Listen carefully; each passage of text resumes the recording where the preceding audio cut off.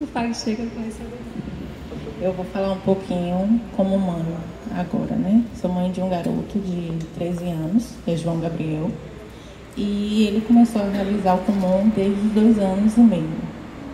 Por uma necessidade pessoal, duas necessidades pessoais, a minha realização profissional e minha preocupação em deixar meu filho com outra pessoa, né? E o Kumon surgiu na minha vida com essa oportunidade de eu poder trabalhar a questão da educação dele dentro de um espaço que pudesse também desenvolver ele, né? Enquanto educadora. Eu falo para qualquer pessoa, João Gabriel não é o meu melhor aluno. E, inclusive, eu falo isso para ele. E eu falo no sentido que ele não precisa ser o meu melhor aluno.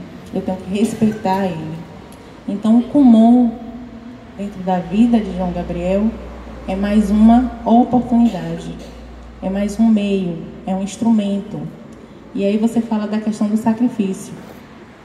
Pelo menos eu, enquanto mãe, enquanto orientadora, eu não acredito que tenha que ser um sacrifício. Ele tem que saber a necessidade daquilo. Então, eu nunca obriguei, inclusive, mesmo sendo orientadora, que ele fizesse o Kumon. Eu mostrei para ele que eu acreditava no Kumon, pelos casos que eu já tinha visto, né, e tinha lido, e que eu gostaria muito que ele fizesse por conta disso, mas eu não obriguei, né?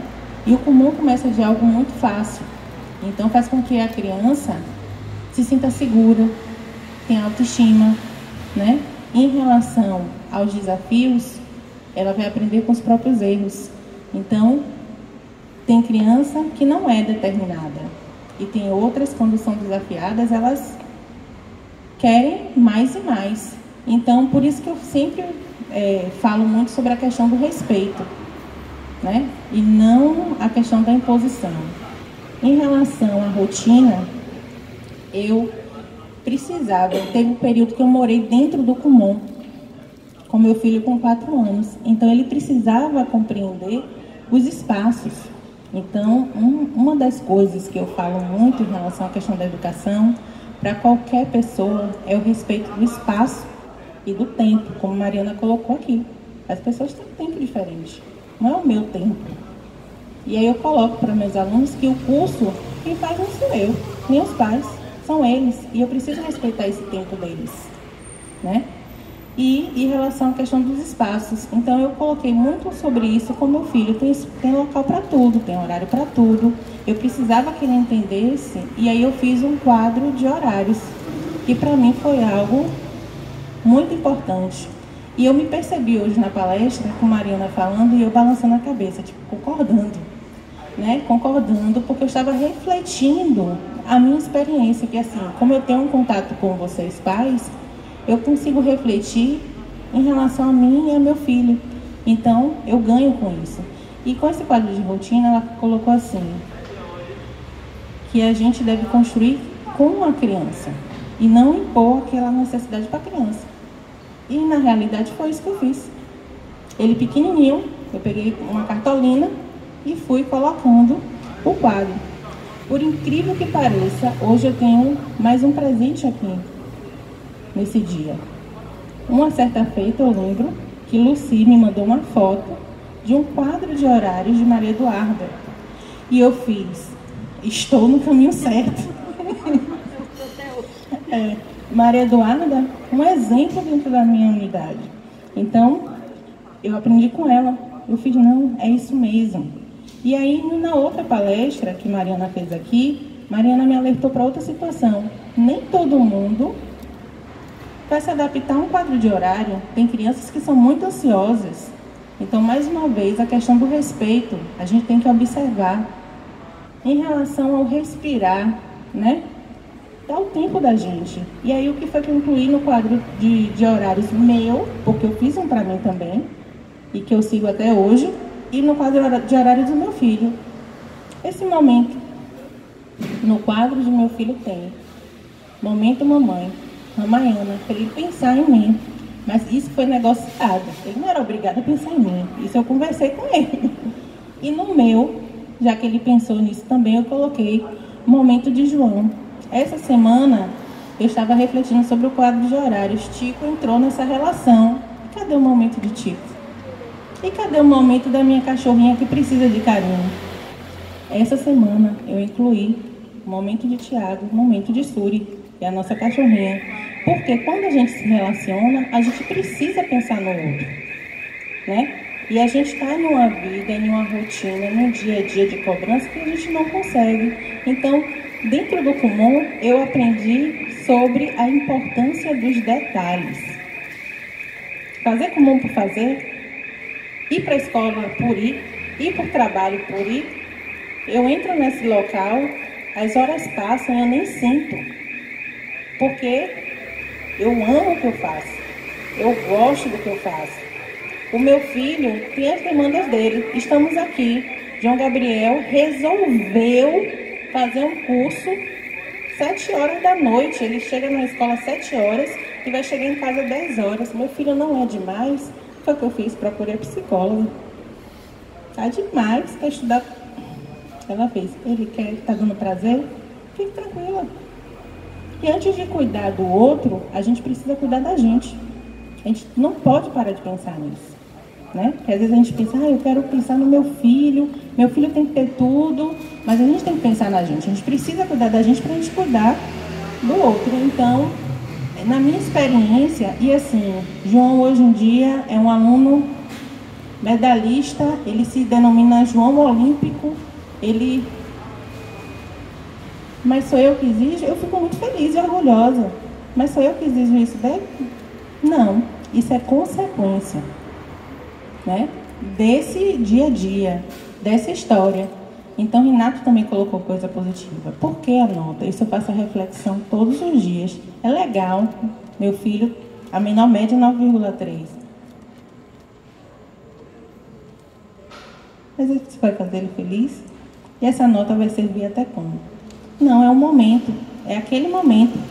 Mas o que é que ele está construindo para a vida dele? Então, eu acho que isso é o mais importante, né? Os valores, né? Para a sociedade. Então, para a sociedade.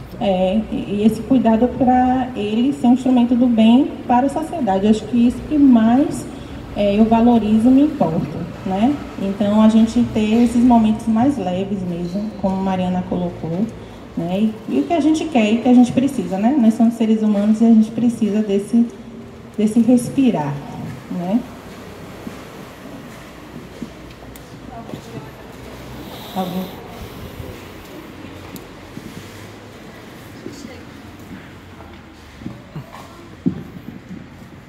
Boa noite, meu nome é Joene. Eu fiquei curiosa quando você falou em um momento ali, você traçou duas personalidades assim bem antagônicas, né? Da criança que não era muito responsável, era mais tranquila, e uma outra que já era extremamente cuidadosa, responsável e tal. E aí eu me lembro que você falou assim, no caso, né, da que não era responsável, seria possível fazer atividades que desenvolvessem aquela responsabilidade. Eu fiquei super curiosa, né? Eu tenho duas filhas, uma é super centradinha, assim, adora fazer rotina e tal. E a outra, tudo bem, é mais nova, tem 4 anos de idade, né? Mas ela já se mostra, assim, meio reticente à rotina. Só, por exemplo, brincou, precisa guardar os brinquedos. A agenda da escola, filha, pegue sua agenda. Sabe, assim, no mínimo, até no que interessa a ela, foi ela que queria fazer uma atividade, eu estou inventando atividade para ela, enfim, aí eu fiquei curiosa para saber como eu poderia desenvolver essa responsabilidade. Muito interessante essa pergunta, né? Porque aí a gente está falando exatamente desse ponto que eu trouxe, e eu trouxe esse ponto para a gente poder refletir assim, como é que a gente pode pensar em atender às necessidades de cada um deles, né, de cada um dos seus filhos, porque são diferentes e têm necessidades diferentes, né?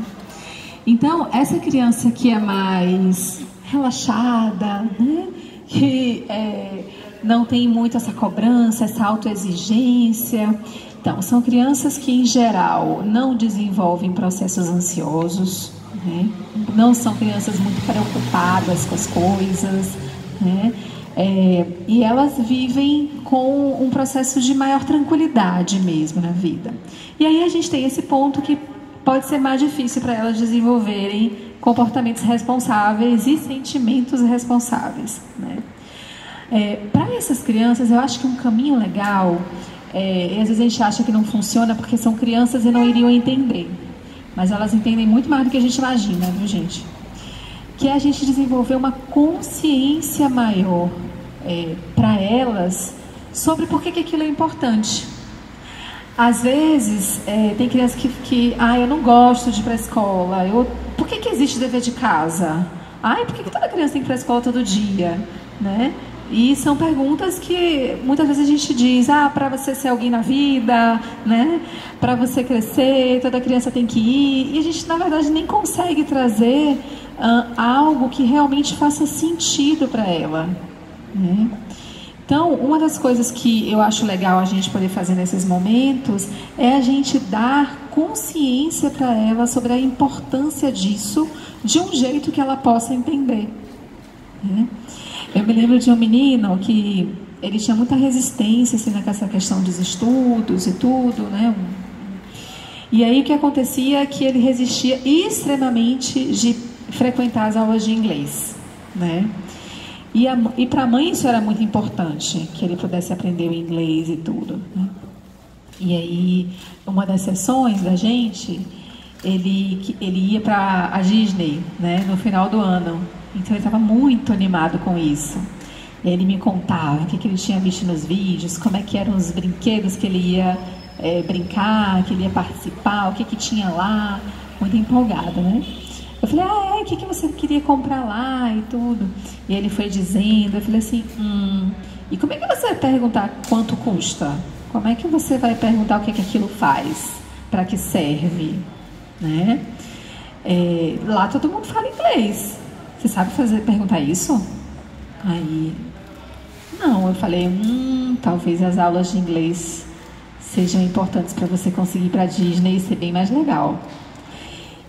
Obviamente que pra gente, pra mãe, ela não ia responder, para você poder falar inglês lá na Disney quando a gente for. Ela ia dizer, não, porque é importante para você ter bom emprego, né, para você ser uma pessoa bem-sucedida, né? E para ele isso não faz nenhum sentido nesse momento, né? Talvez a gente precise acessar qual é o sentido daquilo para nossa criança e por que aquilo seria importante para ela, né? E aí eu lembrei de uma criança que perguntou, para que tem dever de casa todo dia? Eu falei assim, essa é uma ótima pergunta, né?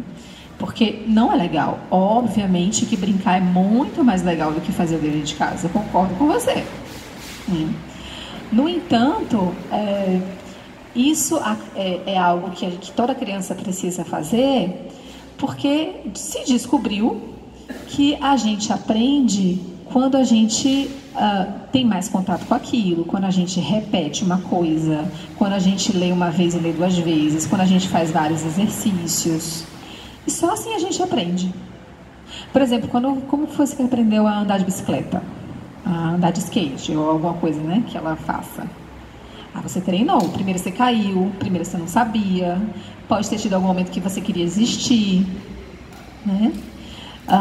Mas a gente vai aprendendo, passando mesmo por esses desafios, às vezes fazendo coisas que não são tão legais. E é por isso que todas as crianças têm dever de casa. Entendi.